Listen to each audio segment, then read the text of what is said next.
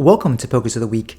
Today's case is a 40-year-old female with a stubborn cellulitis, did not respond to oral antibiotics, and so the hospital placed the Midline. She was sent home and she's been using it for the last 2 days for IV antibiotics. She's here in the emergency department because today the Midline would not flush.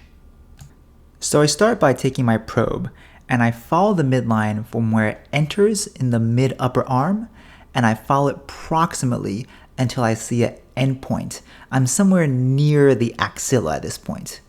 I'm turning the probe 90 degrees so I can visualize the same midline now in a long axis. You'll notice without any compression at all, there is a natural venous variation to the proximal tip, which is kind of going into the axillary vein. This is normal for proximal veins. Think about it kind of like IVC variation, but one step removed. Now I put the color Doppler box on, and I'm trying to flush the midline with some saline, but the midline doesn't flush. I don't see flow, so it's clearly occluded. Now I'm very concerned about a thrombus, so I'm going back in the short axis and actively compressing the vessels around the midline.